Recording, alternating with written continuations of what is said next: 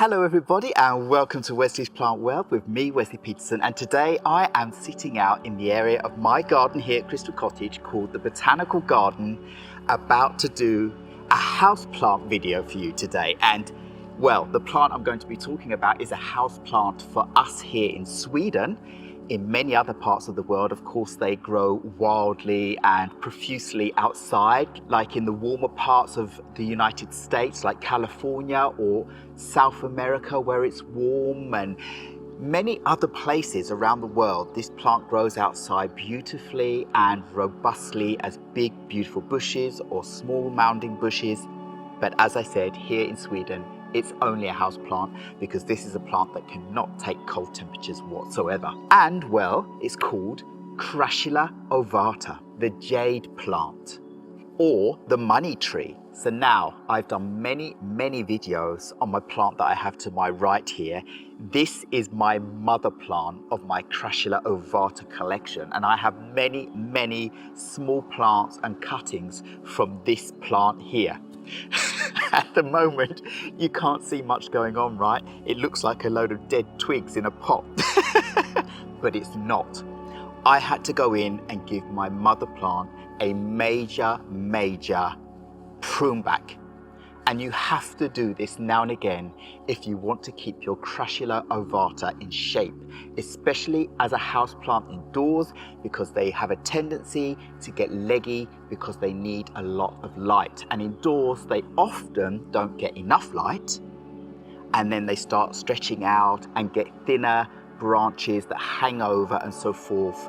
And many people are afraid to get in and tidy up their plant. They think they're going to kill it if they prune it or cut it in any way, but that is just not true. This plant loves to be rejuvenated, and that is the way you also get thick stems on your plant. Like my plant here, it has absolutely huge thick stems, and this plant is many years old.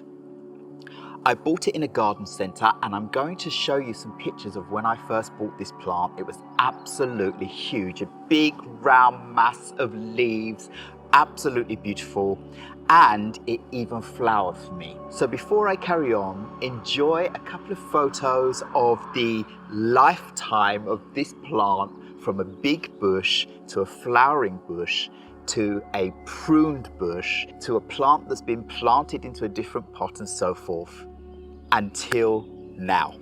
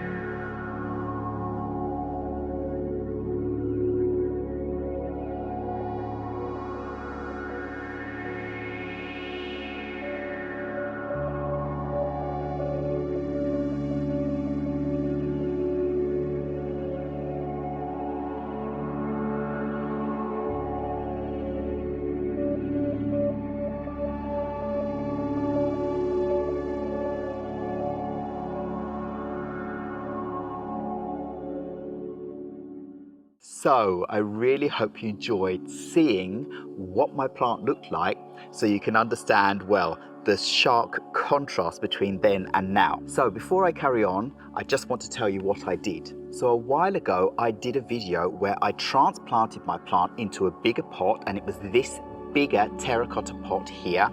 Huge pot.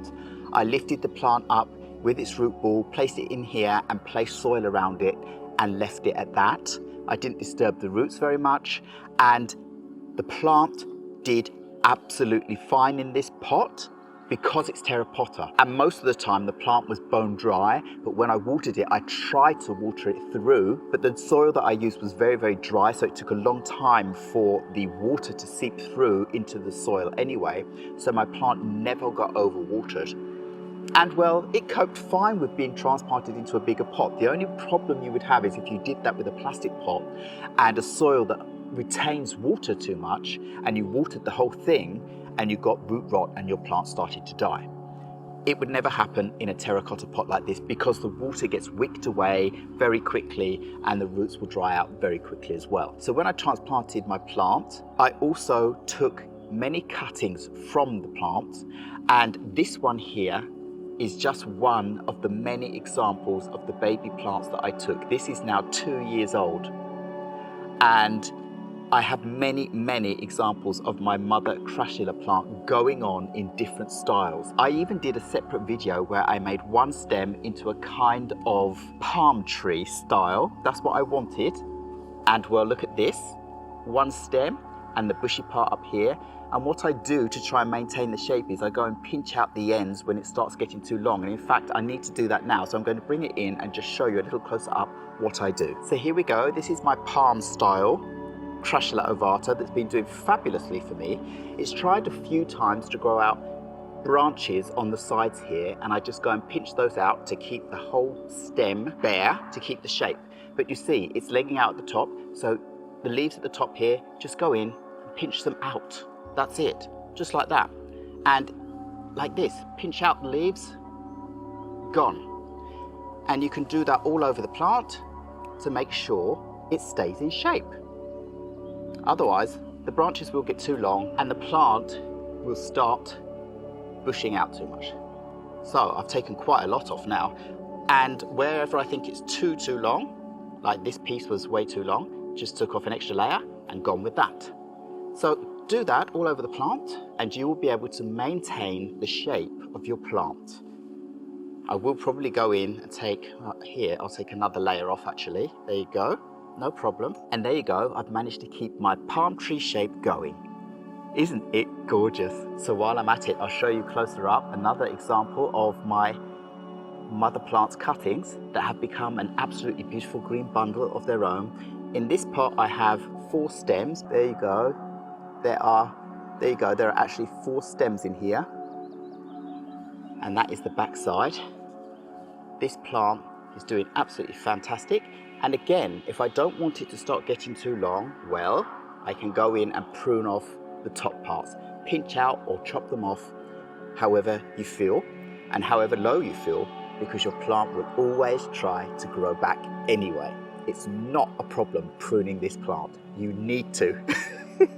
So the first time I planted my mother plant in this large pot here, I got some gardening mix and I mixed it with sand. I'm sure I did that to try and keep the soil as dry as possible. But in this terracotta pot situation, that is not necessary. And I found that with many of my different plants, that overdoing it to try and keep the soil dry actually creates too much of a dry environment and the roots dry out too quickly all the time and can become brittle and break off. So this time, when I took my plant up out of this pot, I wanted to downsize it again. I saw the root ball hadn't grown anything in the pot.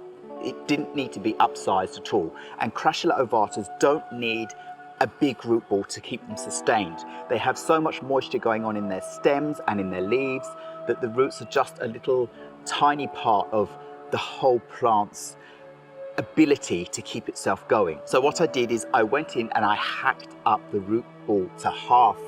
Literally, I wanted to downsize into a smaller pot so that it fits better in the space I want it in my cottage here.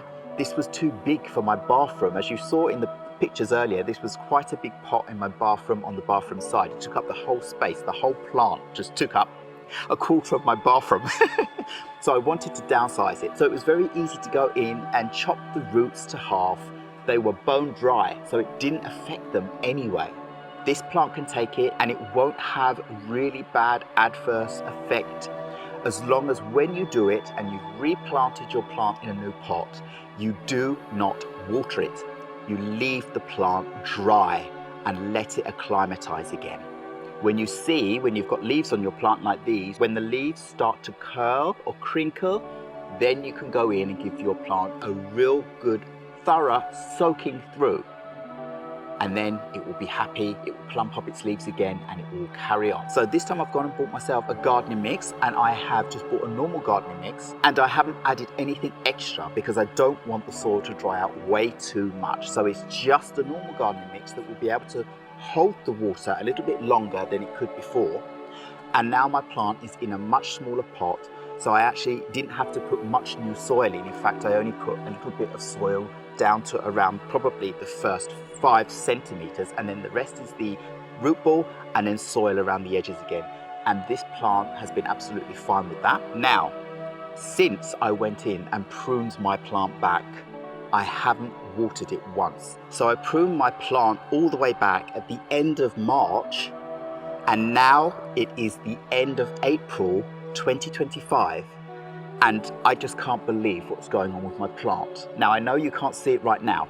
So the first thing I want to do is show you my plant when I first pruned it back and all its bare stems, so that you can see what the plant looked like. And then after you've seen those photos, I will explain a little bit more about what happened during this last month.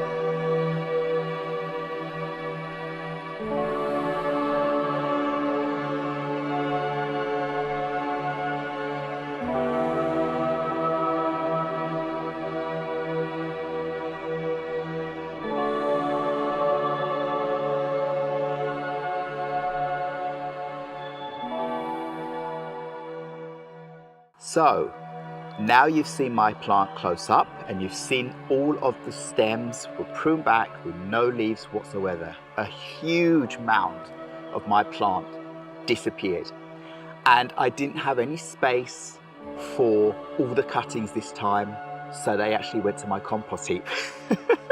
I know that will make a lot of you cry, but I have many examples of my mother plant growing out. I probably have around 10 plants around this size from my mother plant from the previous times that I've pruned this plant back, and I've pruned it back quite a lot.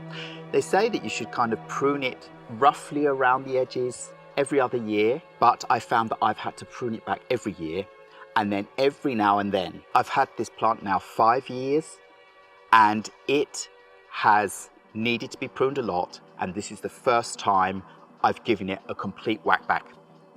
So I went back to the segments on the stems where I wanted new branches to grow out, and I pruned, and where I cut was just above a ring. So you can see the stems are full of rings. I cut above a ring because the plant dries out to the nearest ring normally, then produces a dry cap on top, and when that cap dries out, it falls off to leave a lovely, fresh, green and insulated top of the stems. The funny thing was, my plant decided that some of the cutbacks that I'd made weren't where it wanted to grow out. So most of them it grew out back to the ring. So it was only a millimetre or a couple of millimetres that it needed to dry out. But on some of them, it took the whole next section off as well. So it actually dried out at the top, dried out halfway down that next section, a thick piece, you know, like these pieces here, and broke off at the next section. Clean cut, nice and green, nice and sealed, but it still shocked me that it managed to do that. So don't worry if you actually go in and prune somewhere that is way too far away from a ring. The plant will actually find its own way, and it will actually abort the rest of that stem down to the next ring. So the plant will decide itself. So that all happened within the first 2 weeks. And now my plant is settled. And well, let's now go in for another closer look so you can see what's happening now, 1 month later.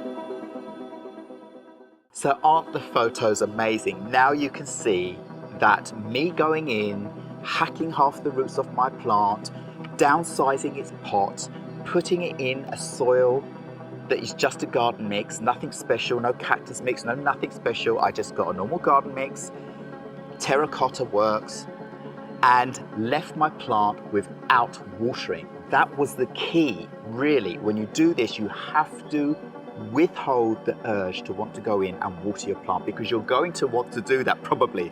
I've wanted to a few times. I'm like, oh, she's not growing out any leaves yet, you know, the first 2 weeks. I maybe need to give her some water to help her to encourage the leaves out. But I'm like, no, the stems are thick. They're not even crinkling. They're not even crumpled. They look exactly the same.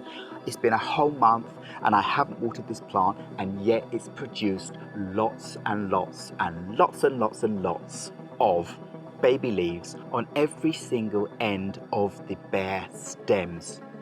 And she's flushing out and looking amazing. So this rejuvenation of my mother plant was an absolute success. But now it's been a whole month. She is pushing out leaves, which means that she can start photosynthesizing again. Now she's ready for her first watering. So I'm going to get my watering can now with a little bit of fertilizer just to help her out now. A little tiny bit. This plant doesn't need to be fertilized too often, and if you do that once again indoors and the plant doesn't have enough light, it's going to push out long, leggy, thin branches that will look horrible, and you're going to have to start all over again. So I'm going to get the watering can and I'm going to thoroughly water this plant through, and then she probably will power on into a beautiful bush just like this once again very quickly during the summer months. So I have my watering can and I am ready to give my plant her first watering since I repotted her. I'm going to have to do this slowly because the soil is so bone dry that the water will just run off the top and over the edge if I'm not careful. This just feels like a highlight for me. This is the beginning of my plant's fresh new growth boost. Wow. Yes, now the water is soaking in quite well. Now just wait a moment, and if the water is sitting on the top, make sure you just let it soak all the way through and down, and then carry on. And when you water this plant, do thoroughly soak it in, because you don't need to water the plant very often. As I said, this plant hasn't been watered for a month and it's been through so much, and yet it's growing out lots of new leaves. So a plant with leaves will tell you when it needs watering. As I said earlier, the leaves will crinkle and crumple. These are nice and plump. I watered these plants 2 weeks ago and they're still nice and plump. So it's really not very often they get water. So when you water, you can water through. But remember, if you have a plastic pot, then you need to be careful because the water might retain in the pot for too long. Now my plant, the water's going through because it's actually going over the catch tray and dripping down into my garden, which is absolutely fine. So there we go. That is my plant watered in for the first time, and it will probably grow its leaves much, much quicker. What I've been doing, because it's April and it's still only early spring here in the south of Sweden, my plant can't be out all the time, but when it's a sunny day like today is 15 degrees Celsius, I bring my plant out every day as soon as the sun is on my terrace, place my plant there all day long, and then I take it back in to its spot in my bathroom in the evenings. And then during the summer, when I know the night temperatures have risen to around 15 degrees or so, then I know I can leave my plant out day and night on my terrace, because if I should leave my plant out on the ground somewhere here in the garden, then the deer would definitely come along and munch up these lovely succulent leaves. So that wouldn't work for me. But no, to keep her protected when I'm here, I will be taking her in and out every day and night, actually, I think, until she gets too big for me to do that again, and then I can leave her out during the summertime. Leaving my plant out will make sure that the leaves harden and get used to the sunlight as well, Because if you have a plant that's been indoors like these have actually been on my windowsill, so they're actually okay. They're actually getting the southern-facing sun for a couple of hours directly on their leaves through glass, so it's extra hot, and they're absolutely fantastic. But if you have a plant that's been in a shadier situation and put it straight in the sun, you are going to get a load of burn marks all over the leaves, because just like any plant, they can't cope from going from shade to sun just like that. You have to give them a transition period. So these plants being in the windows have been absolutely fine. They're lovely and green. Sometimes my plants turn a dark burgundy red, but for now they're green. So there's nothing more to show you on my plant right now, but I'll be back to show you my plant when she's bushed out a lot more. So you're going to have to come back for part 2 of this video, where my plant will have grown out a lot more, and I'm hoping also look like a beautiful green mass like this plant again in a very short amount of time. So all I have to say now is thank you very much once again for watching this video. Please remember to like, subscribe and hit the bell so you know when my next video will be coming up, and I will see you again very soon. Goodbye.